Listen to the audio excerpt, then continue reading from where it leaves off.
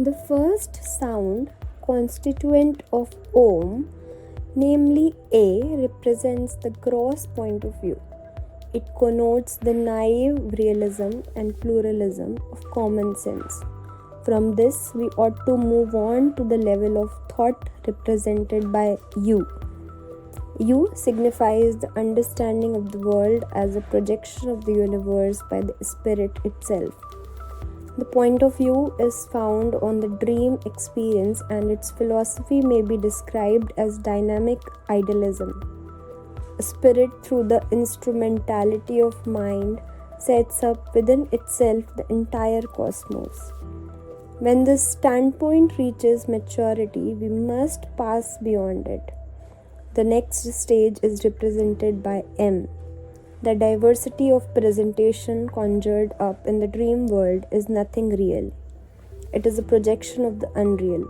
Such projection is founded upon the non-apprehension of the real. The realization of this fact or radical non-apprehension is promoted by the consideration of the experience of deep sleep. We dream because we are asleep. The world taken as real in waking is really of the same status as dream world, and the presupposition of such cosmic dreaming is the failure to see that the Atman is the sole reality. This failure is most clearly illustrated in deep sleep. We must pass into the frame of thought according to which our empirical life, which is in reality a dream, is due to our being asleep to spirit, the fundamental substance of our being. We are most asleep when we fancy ourselves most awake. Even as the chanting of the sacred pranava culminates in the serenity of silence after the final sound M, the philosophic contemplation of man's experience in its entirety must pass after the consideration of the state of deep sleep into the unconditioned effulgence of the pure and transcendent self. The seed of phenomenal life, namely ignorance, most strikingly present in sleep, must be destroyed, and the sleeper must wake up to the infinite reality of his spiritual essence. This ultimate self-affirmation is the goal of contemplation.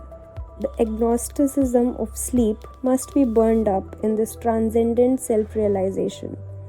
Following the pranava in all its phases and to its farthest merger in silence, one must review the spirit's manifestation in the three states and up to its embodiment in the nescience body, and pass beyond even that causal sheath into the utter freedom of its absolute illumination. An analysis of man's three states does thus fulfill itself in the vision of his divine essence in the glory of its stateless eternity.